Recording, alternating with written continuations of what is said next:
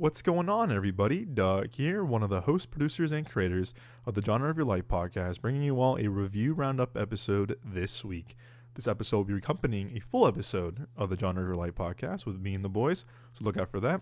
But on this week's special review roundup episode, I'll be reviewing Mark Wahlberg's new movie based on the incredible true story, Arthur the King. And I'll tell you what, this movie is for all you dog lovers out there, all you adventure people. This one's very special, so I'm very excited to review this movie for you all, and hopefully this audience will definitely go see it this weekend. You know, it's a kind of lower mid-budget movie. I think it's really important for the theatrical release right now, so look out for that. But as always, guys, you can find the show on Spotify, Apple Podcasts, Google Podcasts, Amazon Music, or we have a full audio show on our YouTube page, youtube.com/Midway Avenue Productions.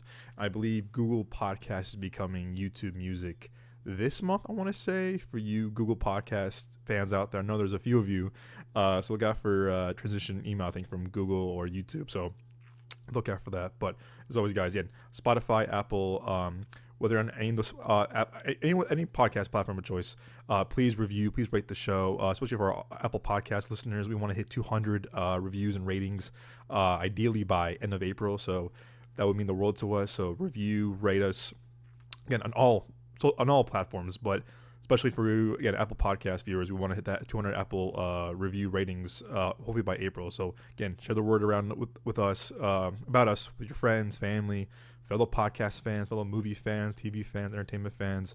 But always, guys, thank you so much for the ongoing support. We all truly, it means the world to us. And we just hit 2,000 followers on Instagram, which is incredible.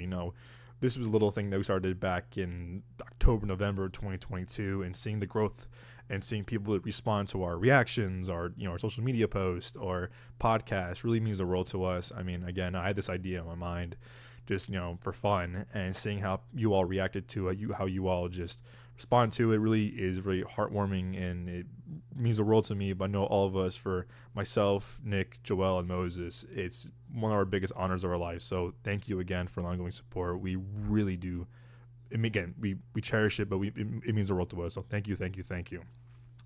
Like I said, guys, we also have a screening that we're trying to partner with IMAX and Universal. We're having early advanced screenings for the Fall Guy movie that I'm so excited for on Wednesday, May 1st.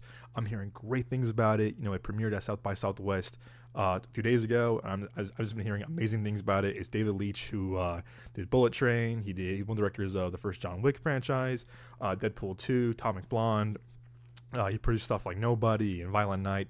One of the best action filmmakers out there, with his producing partner Kelly McCormick at 87 North Production. So go to our link tree in our Instagram bio. The third link should be a link to get your tickets for that on Fandango or whatever your favorite movie theater choice is. But look on that. So yeah, our third link on our link tree, and get your tickets now, guys. I'm really hyped for that movie, and look out for our full review and our full reaction when that movie comes out, I think in May. So yeah, super stoked for that one. But of course, you all tuned in for here my review of Mark Wahlberg's really heartwarming new movie, Arthur the King. And if you don't know Arthur the King or the story about it, neither did I before seeing this. Basically, the movie is an adventure racer adopts a stray dog named Arthur to join him in an epic endurance race. And this is, again, based on a true story about this team. How there was four of them. This is climbing, race, bicycling, racing, the whole thing. And while they were doing this, they encounter this dog, and this dog kind of leads them the way, and comes like the fifth member of the team. And it's just a really heartwarming, very inspirational tale. Like I said, if you're a dog lover, this movie is definitely for you.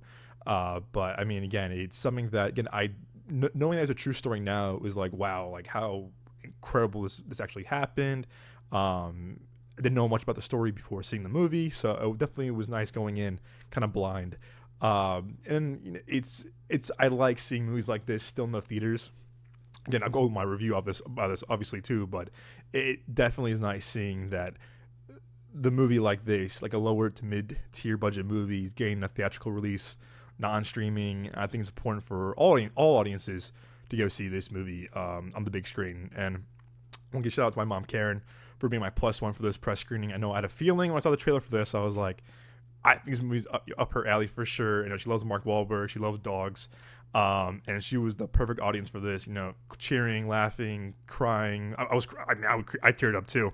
And, it was definitely fun seeing with her, and I appreciate her being part of my theater reaction. If you haven't seen that yet, it's on our YouTube, Instagram, and TikTok page.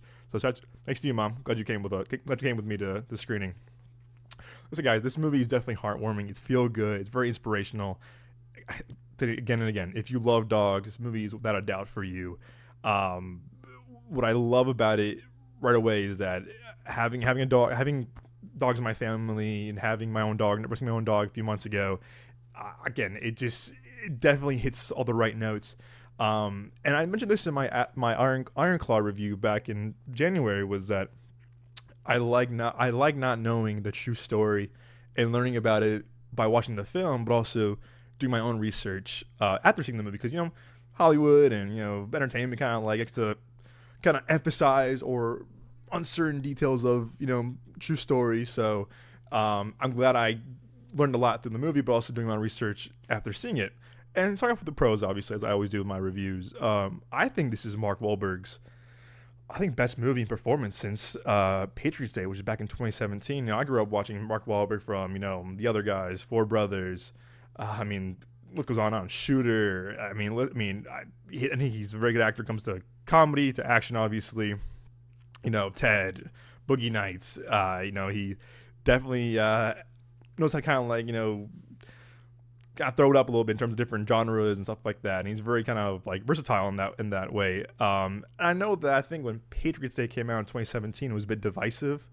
I think he took some liberties as well, especially that I think Mark's character that he plays in the movie didn't really exist in real life. I think a lot of people had an issue with that.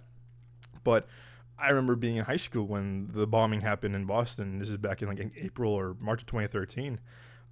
Forgive me, I don't know the exact dates, but I remember I was in English class and my teacher goes, "There's been an attack in Boston." And I was like, "Wait, what?" And then all of us who had phones at the time, we had kind of early iPhones, early Androids, just started reading about it. Wow, huh? This is, whoa, this is crazy. And I remember seeing that movie back in college, and I was like, "Hey, again, I know what happened. I know they caught the guys, but obviously, what went into the investigation, the manhunt, stuff like that. I thought the movie was very tasteful. Yeah, in my personal opinion, I thought the movie handled the massacre and the bombing itself and the aftermath with love and respect, and showed how the city kind of just came together to get these two guys who committed just a terrible attack. And I do think that movie worked for me personally. Again, not being from Boston, but I know some Bostonians have issues with that movie. But from just a film fan, just a movie appreciator, I thought that movie did a really good job kind of just, showing how strong Boston was after a horrific event like that happened. And I think with this movie too, I think, I think in between Patriots Day and this, I think Marky Mark has had a couple of movies where I'm just ooh, no. I remember 2022, I went to go see a screening of Me Time. And I love Kevin Hart and I love Mark Wahlberg. And the guy, John Hamburg, directed who did Love You Man, one of my favorite comedies of all time. I'm like, this movie's going to be great. I want to see it in theaters. I'm going to go screen in theaters. I'm going to go. And I should have known this before, we had the podcast, before I started becoming an actual critic. I remember just walking in and that screening was empty. And I was like, oh, this isn't a good sign. And the embargo didn't lift yet. And I was like, all right, got faith. Netflix, Netflix comedies kind of are hit or miss for me, or in general. And I remember a few minutes, half hour in, and I was like, uh-oh, this is not good. And it got worse, and it got worse. And I've only walked out of one movie in my lifetime, and me and Joel on the podcast, I mentioned this. It was 2015 Chirac by Spike Lee. I have never, ever walked out of a movie before after that. And I haven't done it since. So I was thinking about it. I didn't pay for this movie. It was a screening, but I was like, man, oh man, what is this? What is this? And it just was not funny. And I was like, Kev and Mark, I was like, what are y'all doing? You two have great chemistry, but this movie's not funny. It was trying to hard to be funny. And the next day it came out 4% on Rotten Tomatoes. And I was like, I hate seeing two guys I really appreciate and a director who I like get this kind of negative feedback. But I was like, yeah, this movie deserves what it's getting, because it was just what happened? You have great talent involved. what went wrong. That movie was atrocious. So, and also, well, kind of a little humble brag. I got to meet Mark at a premiere, and I was living in LA interning 2020 right before COVID hit for Spencer Confidential, which is a movie that I didn't really care for either. Again, love Peter Berg. I like Winston Duke a lot, and I like Mark Wahlberg. And I was like, I think being in the premiere, the red carpet was really cool because, you're in red carpet, you see all these stars, you see the movie early, you're getting, pampered with like free popcorn and free snacks and free drinks, whatever, which is really cool. But I remember saying like, this movie is rough. But again, when you're in a premiere or if you're in a premiere or like an event like that, I think in screenings too sometimes where it's like with fans or whatever, you kind of get like excited for like other people's reaction, other people's kind of just enthusiasm. And I think a lot of people were into that movie, but for me, I was like, I don't know, I like people involved again, but it wasn't as bad as Me Time, don't get me wrong, but I was like, this wasn't it for me. And I saw the parts I did enjoy, but overall I was like, man, this could have been way better. But I got to meet him before the movie, and he was a sweethearted guy. He was very nice, took a picture with me, give me a hug, and he was just a very, very good dude. So, nice, very, very pleasant guy. So I'll give a shout out for that. Looking a little humble brag. But with this movie, he definitely has a lot of passion for the story, and you can tell that like, he's a producer on the movie. But I think really what I saw in Patriots Day, especially, is that you can see like he's giving his all with his performance. The love he shows with his character he's playing. Again, based on a true guy, the motivation for his race and his adventures, the love for his family, the love he has with his team, and of course the bond he has with Arthur the dog, feels so authentic, and you see that throughout the movie. That like, I do think Mark Wahlberg is really giving his all. I don't think he's phoning it in. I think he really, really cares about this material and the story so much that he wants to do it justice. And I think a lot of the movies that he plays a true person, whether it was this or the oil rig, Deepwater Horizon, something like the name of it, you can tell. Lone Survivor is a good example. Like, he definitely has a lot of respect for the real people he's playing, and I admire that because a lot of people do it for like, do it for the paycheck, or do it for like, I just want to tell the story, whatever. I did it for like, work with this director, but like, I do think Mark Wahlberg has a lot of love for the real people he plays, despite Patriots Day is not based on a true story, based on a true guy that he played, but like, he's a Bostonian. He grew up in Boston. His family in Boston, and a lot of his roots are from Boston. So it's like he's still playing someone that he used to be, people that he still knows, in his hometown. And again, I said it was, what I really admire about the movie a lot was the authenticity of it all, and I think the chemistry between the five leads, including the dog, actually just felt so real and natural. And they all felt like true adventure racers for the most part. And the actors in the team, obviously Mark Wahlberg, Simu Liu, Natalie Emmanuel from Fast and Furious. Simu Liu is also one of the Kens from Barbie. He also in Shang-Chi. And Ali Suleiman, who I remember seeing in Lone Survivor with Mark 10 years ago. I'm like, oh, that's cool that Mark kind of maybe brought him back to like work with him again. And of course, the dog played by Yukai, who I think was just an adorable dog. He's super cute. And I'll tell you what, I've seen a lot of movies this past year, and this dog gives one of the best performances that I've seen from an actor in a long time. And I've heard Messi from Anatomy of a Fall is great too. And I'll probably watch that when it comes on Hulu next week. But I was very impressed with the acting chops on this dog. Don't get me wrong. And that's really the heart and soul of the movie, is the chemistry and the bond between the team and the bond that grows between the team and Arthur and the dog as the movie goes on. Like, it's definitely something that's very kind of like, it gets stronger and stronger. You definitely feel the love. You feel like the actual team. You felt like when they're whether they're climbing or they're biking, cycling, when they're running, whatever, doing any part of the race, it feels real. It definitely feels real. They felt like actual athletes and marathon runners and adventure racers. Because there's times you see all the movies, you're like, yeah, I don't believe this person could be this, or I don't believe this actor is playing this. And I think it's Hollywood for you, obviously. That's entertainment, that's showbiz. But I really do think that all actors really did feel like a team. They felt like adventure racers. They felt like actual athletes, and all of them are in great shape too. So it definitely adds to more the authenticity and the realness of it all.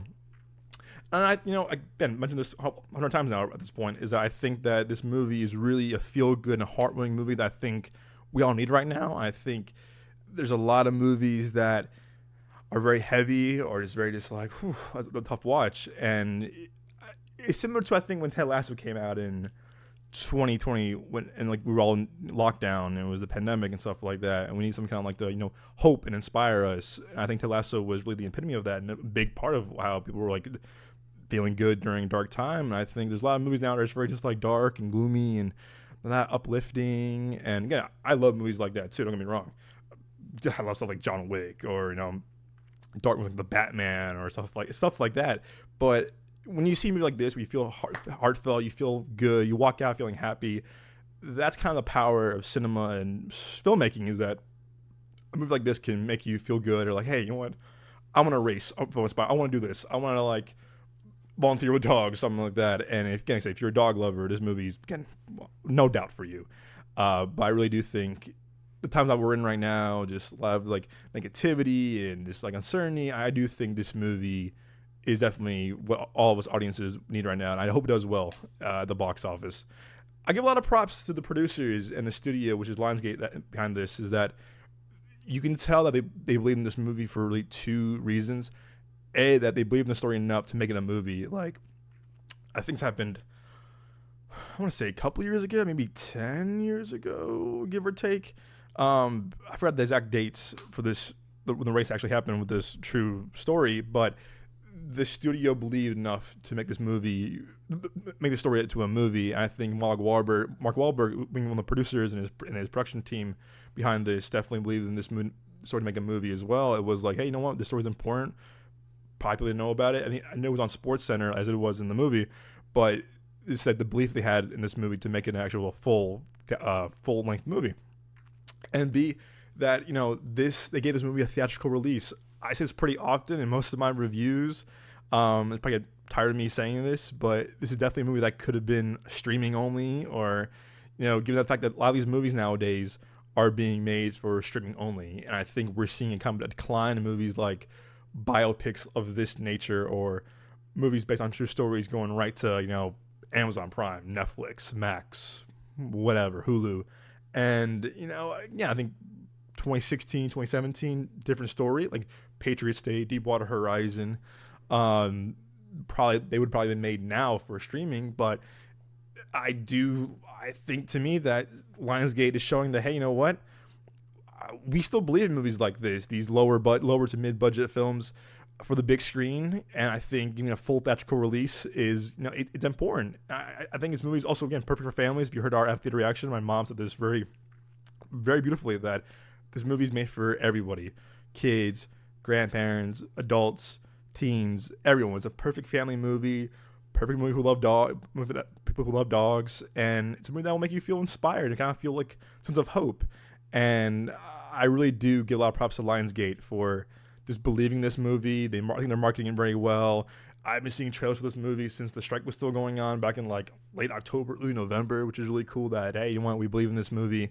I think a lot of actors too are very involved with the marketing of the movie too. I see a lot of like Mark and Simu, Nathan Emmanuel, Ali, all of them are very involved in this story. So I love seeing the support behind this movie, and I do think that hopefully it does well enough that more studios or more production companies will definitely push these movies to get a theatrical release, because I do think that a lot of these movies do, I think when they go on streaming, they kind of get like forgotten about, or like, hey, they're popular for 1 day or 2 days and they're gone. I think that's a big issue with streaming in general, if you ask me, is that, hey, they're popular for a weekend. Hey, look, most of your movie the weekend, cool.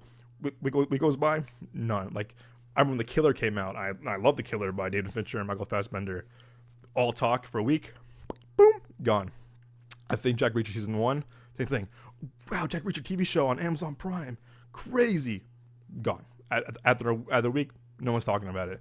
And again, that's a lot. You see a lot of movies in theaters have a kind of decline in box office too after a weekend. Like, yeah, wow, everyone saw this movie. Everyone saw Spider-Man No Way Home. Next week, they lost like 50 to 60% of their box office in a weekend. Like, everyone saw opening weekend, kind of goes away. And there's movies like word of mouth, like Greatest Showman, or Top Gun Maverick, Oppenheimer, movies, Barbie, movies that really just like had a continuing repeats and great box office, full theatrical release. And I'm not comparing this movie to any of those movies, but in terms of theatrical importance, I think this movie definitely needs theatrical importance to kind of get the story out there, but also set an example for other studios and companies to kind of like follow suit and make movies like this for the big screen with a lower to mid-budget film. I really did this movie too. That said in my out of theater reaction was that I really appreciated the fact this movie was shot on location with real exteriors, actual jungles, forests, lakes, oceans, the whole thing. Because talking about authenticity and realness, that added a lot to it. And I think a lot of these shots are just beautiful. I mean, a lot of them are just beautiful, and some of the exteriors are just truly breathtaking. But if this movie was shot on like the volume, which is kind of like you walk, and it's kind of like the images moving around you, or a blue screen or green screen, which I think a lot of movies are relying on heavily nowadays because it's cheaper and it's easier. You get people in a soundstage, but again, that's also the beauty of movie magic. Don't get me wrong. I'm not against that whatsoever. But the fact that this movie just decided to really kind of like embrace the shoot on location really shows like, hey, commitment to telling the story properly, but also that, hey, people are gonna know, hey, if we're not running the jungle, they're gonna know we're not soundstage in Atlanta or LA or London. Like, come on now. And I think Mark Wahlberg and his production company and team knows that. I think they should allow their movies with real people, real locations, and real settings because, again, you're telling an important story, and I think it would feel kind of cheap or taking away the importance of the story. And I really did like how this movie was shot. I think, it felt like watching an actual marathon, actual race with the rain and the cliffs and everything. And I was like, good, because again, if they were like running like a kayak or canoe on a soundstage, would have been like, hey, this is fake. We know this is fake, but they went for it, and I really appreciate when filmmakers and movies want to like show the real and show how beautiful some of these exteriors are. Not getting spoilers, there's a scene in particular that I don't want to like kind of get too much into, but it involves a zip line, and it's super intense, and had my hands whenever my mom was kind of just like, don't do it, like what's gonna happen. But the way it's shot and it's filmed is very anxiety inducing, and if you have a fear of heights, you will definitely need to look away 100%. At the same time, even though the scene is very nervous and like, oh, what's gonna happen, oh my gosh, it's very intense, it gets you pumped up for like what's to come and to see what's next with these characters and the race. And again, I think watching it at home might have been feel the same, but seeing it blown up on a huge screen, it really adds to like the cinematic experience of just like, oh man, like what's gonna happen? Like, oh my gosh, like what's gonna happen next? Like, are they gonna make it? Whatever. And it's really intense. I think it's one of the best scenes in the entire movie. This film, again, like I said, to repeat myself again, is very emotional. It hits the heartstrings. Again, being a dog lover my whole life, I started off, I remember growing up, my mom had a dog, Kalu, that was a great dog. Passed away when I was very little. My brother was very little. Then we moved to Arizona back in 2016. We adopted one dog, our Addison, 2016, then our other dog, Brixton, the year after. And, now rescuing a dog of my own back in October, any movie that includes dogs and the ups and downs of being a dog, stories of dogs will affect me to my core no matter what. Marley and Me, Dog's Purpose, anything. And I remember seeing the trailer to the sequel to A Dog's Purpose. I think it's called Dog's Journey, when I was doing my semester abroad in London. And the trailer alone made me tear up in the theater. Like, who's this American crying his ass off during this trailer about a dog? And no, I'm no shame. I was like tearing. I'm like, the music, I think it was Gone by, what's that name? Philip Phillips. I'm probably butchering that name too. I had right here in my Spotify. Let's see. Yeah, Philip Phillips. Yep. And I was like, I was a wreck. I remember at the movie, I called my parents. I was like, FaceTime, I'm like, can I see our dogs, please? I miss them so much. And it's got to me. And whenever I see that trailer, it makes me tear up. Whenever I watch Marley and Me, I tear up. I remember seeing Dog's Purpose with family. I came out tearing up. So these movies definitely affect my core. And I think seeing what the dog goes through in this movie, what Arthur goes through in this movie, my dog, seeing when they found him, whatever, he was not in the best shape, and he was a stray, he was all alone.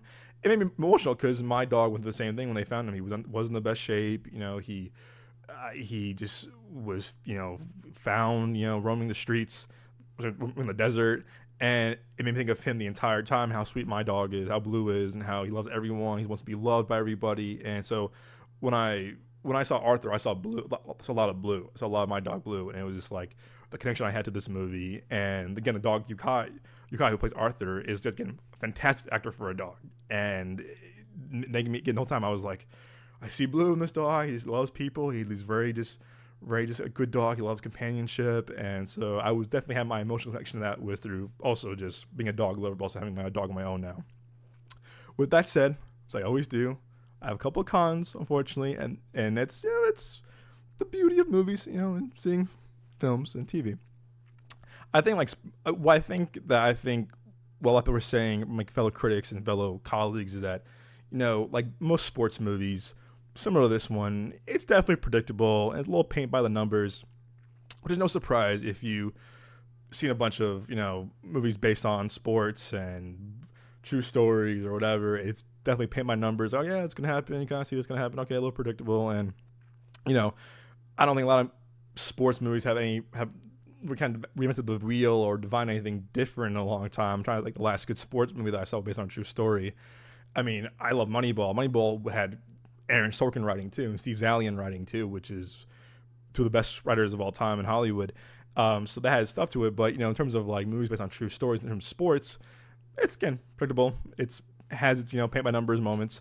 I will say, adding to that, a lot of the story elements, definitely to me, having seen so many movies based off true events or true stories, sports movies, whatever. A lot of the story elements definitely felt Hollywoodified, where the movie took its own creative liberties to enhance the story, and like most movies based on true stories, as they do, and it's always been the case with entertainment and movies on this kind of like scale and level.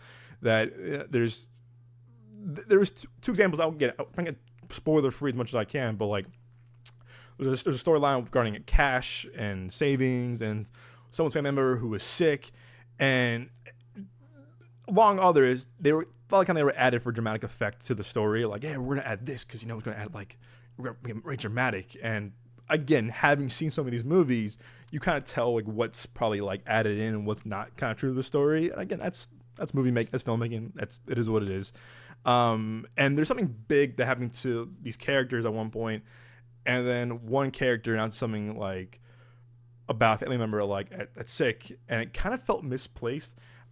I think it's still important to have this element to the story if it's true or not true, but the way it was placed, the way it was said, just kind of didn't feel right, and it felt really out of place, where it could have been saved for a more other intimate moment, or more just like, hey, like we're gonna put it there instead of here. It just kind of felt like, okay, this, oh boom, brought me with this bomb of like this information, and I was like, I don't think it was placed right. And like I said, not saying it should have not been the movie whatsoever, but the way really it was placed didn't feel like story-wise correct.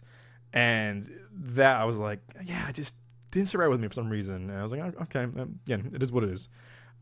This is more of a personal thing. I'm not the biggest Simu Liu fan. I don't think he's the best of actors personally, and I've heard nothing but bad things about the guy, and from personal colleagues, people that have worked with him, people that have met him, co-workers, friends, former colleagues, and online discourse from what I've heard. And he's a bit of not the best guy. And I don't tend to believe kind of tabloid stories like that when they're mostly coming from online or like Twitter or Instagram or whatever. But the fact that I've heard so many things from people that I believe and trust and who have worked with him personally, I don't have the most positive feelings towards the guy, and he definitely plays a douche in this movie. So I think I'm playing a little, there's good to him in his character at times. He's kind of playing too close to home, and it seems like whenever he was being an ass in the movie, I just kept thinking of like what I've heard from him about him personally, and I was like, you're kind of playing yourself almost.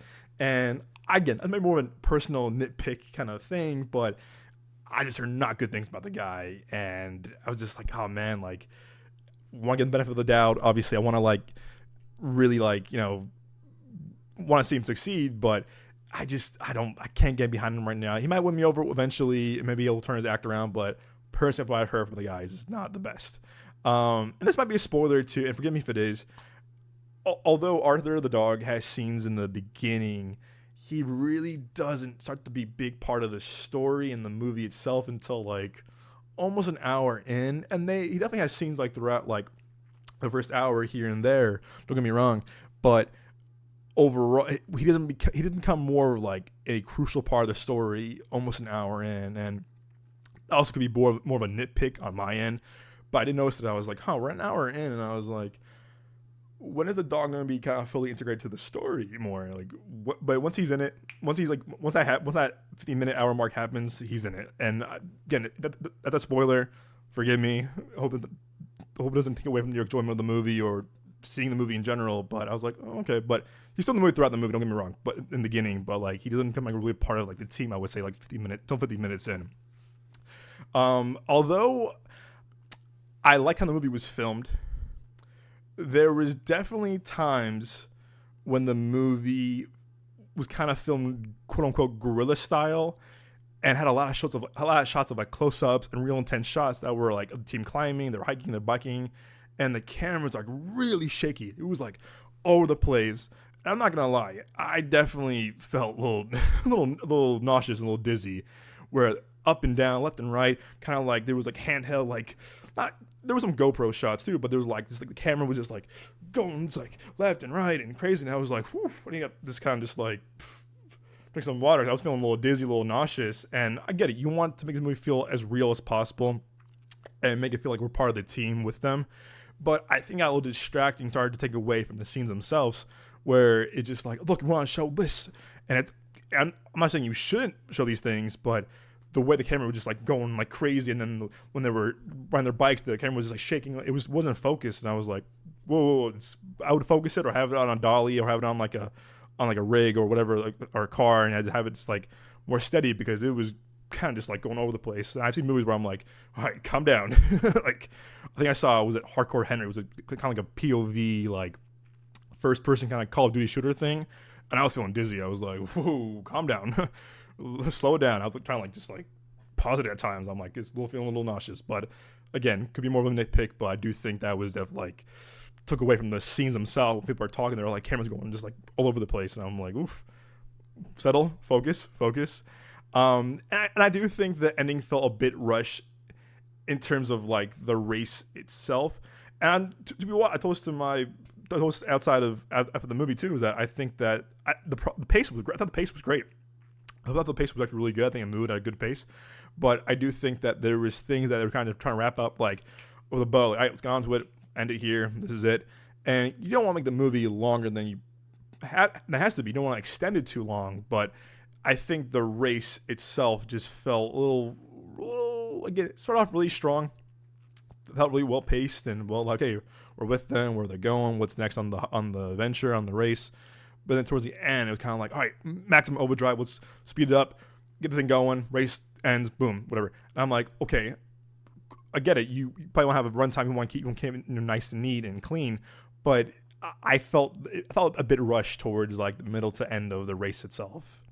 And, you know, like I said, you don't want to have a movie that's too long or too just like, you know, not clean cut or not like edited well, but I do think the pace at the end was a little just like kind of over the place a little bit. And this is like, I think this is a lot of movies too, is that some of the jokes didn't always land for me. Yeah, I did appreciate when the humor worked. When it worked, and it felt natural, it was funny, it was placed well. But there were definitely times where the jokes did not land or just felt misplaced quite a bit. And there were some chuckles and some giggles here and there from like other audience members.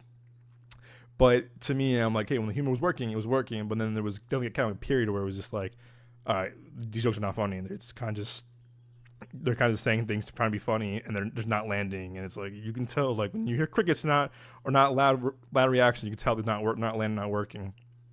But with all that said, I would really encourage you all to see this movie in theaters. I've says all the time on the podcast, friends, family, colleagues, everyone. It's important for us and for audiences to support movies like this at the box office because, you know, when there's an abundance of big budget movies and people are like, oh, these movies they're not doing well, they're not doing great. And it's like, I think a lot of it is, I think we saw this past year was that, you know, these inflated budgets, they're not making the money back. You might get example like a Barbie, I'm trying to think what was the big one, like a Dune.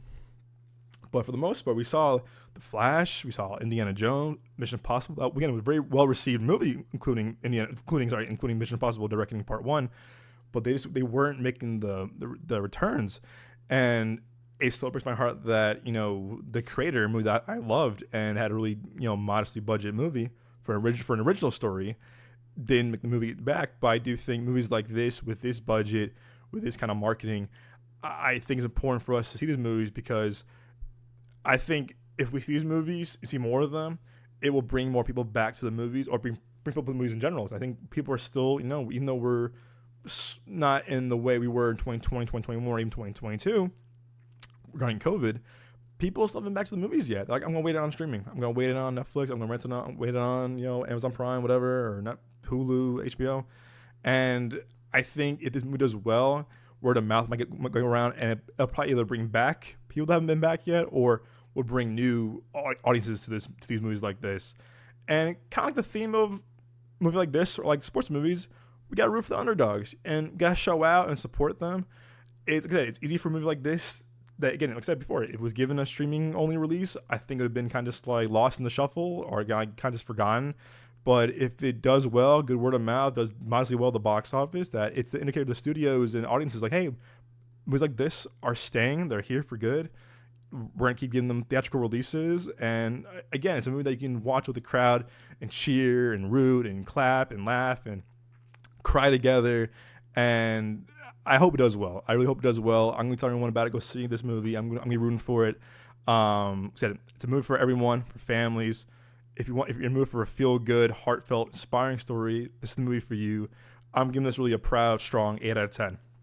Even though I had some cons with it, I had some problems with it, like most movies, I still think it was a movie that we're seeing in theaters. And seeing a movie like this, when you're just kind of like trying to buy blockbusters, franchises, it's fun to support the little guys. So I would definitely recommend seeing this movie, and shout out to Lionsgate for believing this movie to give it a theatrical release. But yeah, guys, I hope you enjoyed my review of Arthur the King, which is now in theaters this Friday, March 15th.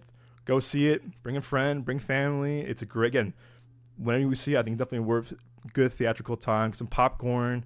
It's a good time in the movies. But also look out for our full episode of Genre of Life podcast this week. And as always, guys, we'll see you at the movies.